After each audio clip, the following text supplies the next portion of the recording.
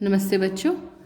आज सबसे पहले हम अपना असाइनमेंट डिस्कशन करेंगे। मेरे पास चंद्रकांत और अभिषेक का असाइनमेंट आया था, तो देखते हैं बेटे क्या क्या प्रॉब्लम्स आपके असाइनमेंट में दिखी हैं या फिर क्या क्या अच्छा था आपके असाइनमेंट में। सबसे पहले चंद्रकांत अपना असाइनमेंट ओपन कर सकते हैं बेटे आप, और देख सकते हैं। एक तो almost all the questions have been done correctly. आपके वेरी गुड, आपके जितने भी क्वेश्चंस आपने किए हैं बिल्कुल ठीक किए हैं। ऑलमोस्ट छोटी मोटी कोई मिस्टेक्स हैं अगर है भी तो। दूसरा, आपका वे ऑफ प्रेजेंटेशन बहुत अच्छा है, शाबाश, कीप इट अप। एक जगह शायद मुझे लग रहा है कि शायद गलती से आपने कैश डिपॉजिटेड इनटू बैंक को गलत कर दिया है। वैसे आई होप कि आपको पता है कि कैश डिपॉजिटेड इनटू बैंक को हमें कैसे लिखना है। हमें कैश में से माइनस करना है और वहीं पर उसकी जगह बैंक में प्लस करना है। दूसरी जगह आपने ठीक किया हुआ है, तो शायद बाय मिस्टेक आपसे ऐसा हुआ है।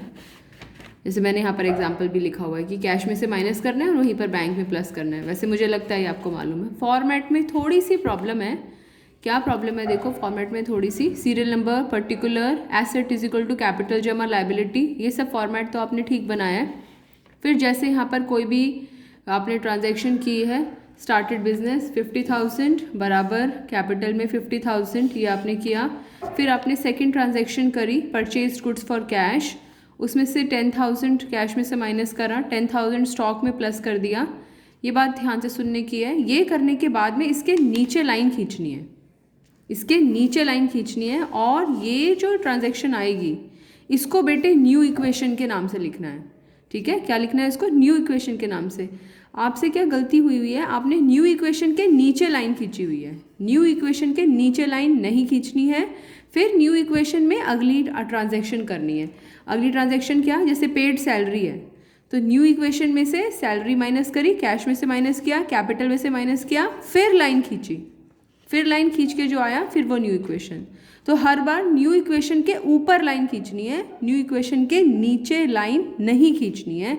एक ये छोटी सी गलती चंद्रकांत मुझे आपके उसमें दिखाई दी। बाकी आपका असाइनमेंट बहुत बढ़िया है, सारे questions you have done correctly, very good, keep it up. Now Abhishek, आपके असाइनमेंट में बेटे अपना असाइनमेंट निकाल सकते हैं। आपका फॉर्मेट एकदम करेक्ट है, फॉर्मेट में कोई प्रॉब्लम नहीं है। आपने न्यू इक्वेशन से ऊपर ही लाइन खींची है, न्यू इक्वेशन के नीचे लाइन नहीं खींची है, वो चीज़ आपकी ठीक है। लेकिन एक चीज़ का जो आपको ध्यान रखना है, अमाउंट जब भी आप लिखते हैं, फिगर्स लिखते हैं, तो अमाउंट लिखते समय कॉमा लगाएं। जैसे कि मैंने आपको कुछ एग्जाम्पल्स लिखे, अगर 20,000 लिखा है तो 20 के बाद में कॉमा फिर 3 जीरो। 5,000 लिखना है, 5 के बाद में कॉमा फिर 3 जीरो। तो आपको लाख में फिगर लिखनी है तो 5,56,000, इस तरीके से आपको उसको शो करना है। तो ये थोड़ा सा ध्यान रखें। दूसरा, लास्ट असाइनमेंट में आपने छोटी सी गलती की हुई है, शायद बाय मिस्टेक वो गलती हुई है। रेंट पेड, रेंट पेड आपने गलत किया हुआ है।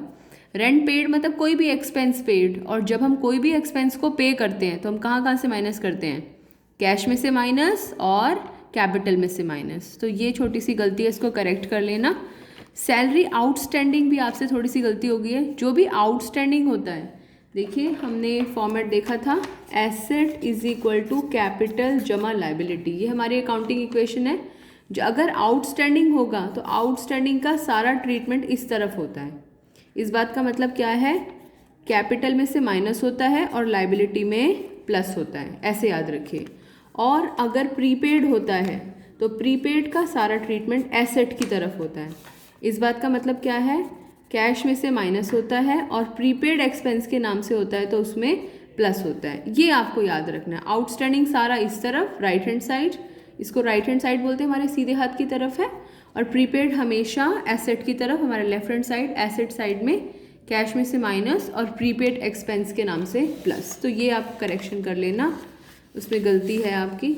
अच्छा, एक चीज़ अभिषेक, प्रीपेड होता है बेटे, थोड़ा सा शायद मेरे बोलने में कुछ कन्फ्यूजन रहा होगा, तो प्रीपेड की स्पेलिंग ठीक कर लेना। जैसे प्रीपेड कार्ड्स होते हैं, प्रीपेड फ़ोन्स होते हैं, तो ये प्रीपेड है, PREPAID, प्रीपेड है हमारे एक्सपेंस का नाम। तो इसको करेक्ट कर लेना। बाकी एकदम परफेक्ट है, very good, keep it up, very nice. आगे अब अपनी क्लास कंटिन्यू करते हैं। लास्ट क्लास में हमने 12 ट्रांजैक्शंस कंप्लीट कर ली थी और अभी हम 13th ट्रांजैक्शन की तरफ बढ़ रहे हैं। ये कोई 12-13 ट्रांजैक्शंस नहीं है, कुल मिला के 10 या 11 एडजस्टमेंट्स ही हैं। लेकिन बस ये है कि मैंने कोशिश करी है मैक्सिमम जितना ज़्यादा से ज़्यादा हम कवर कर सकें ताकि आप जितने क्वेश्चंस हैं सारे कर पाएँ।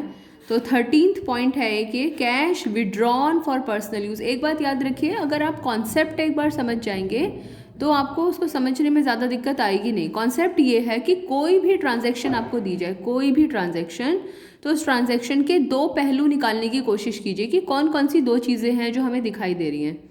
जैसे यहाँ पर लिखा है मैंने cash withdrawn for personal use, cash withdrawn for personal use. तो दो नाम हमें यहाँ दिखाई दे रहे हैं। वो दो नाम हमें क्या दिखाई दे रहे हैं? एक तो हमें कैश दिखाई दे रहा है, एक हमें दिखाई दे रहा है पर्सनल यूज़।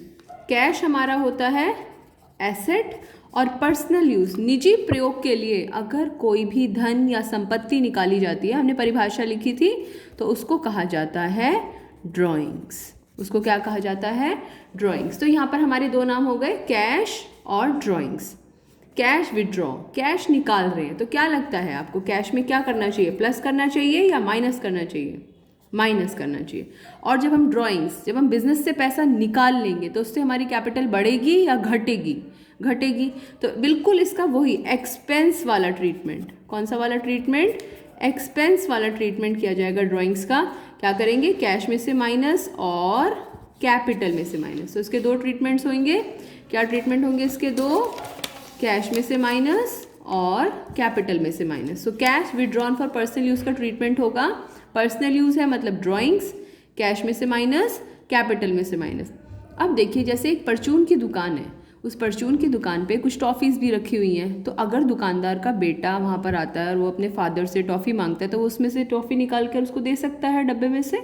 अगर उसने वो अपने निजी प्रयोग के लिए यानी कि अपने बच्चे को वो टॉफ़ी दी तो बदले में तो कोई पैसा आया नहीं है, लेकिन वो टॉफ़ी जो गुड्स हैं, स्टॉक है, वो उसका कम हो गया। तो अगर कैश विड्रॉन की जगह goods withdrawn for personal use हो, कैश की जगह गुड्स हो, तो कैश की जगह क्या बन जाएगा? गुड्स बन जाएगा।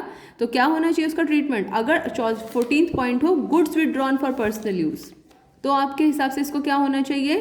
कैश की जगह क्या हो जाएगा? गुड्स। गुड्स का मतलब स्टॉक, यानी कि स्टॉक में से माइनस और दूसरा कैपिटल में से माइनस। यही मैंने यहाँ पर लिखा है, स्टॉक में से माइनस और कैपिटल में से माइनस। इसको नोट कर लीजिए वीडियो को पॉज करके।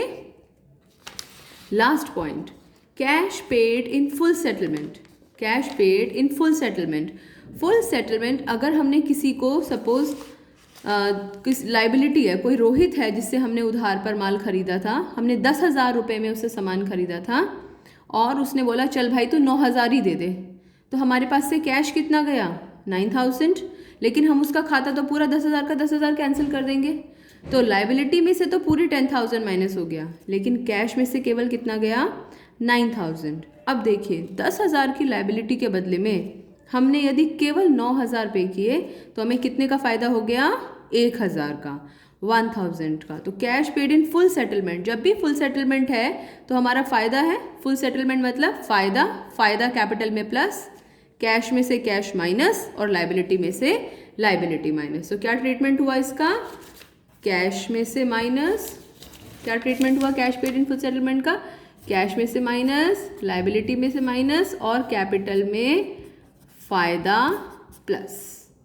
तो ये इसका ट्रीटमेंट है फुल सेटलमेंट का। किसका ट्रीटमेंट है ये? फुल सेटलमेंट का ट्रीटमेंट है। कैश में से माइनस, लाइबिलिटी में से माइनस और कैपिटल में फ़ायदा प्लस।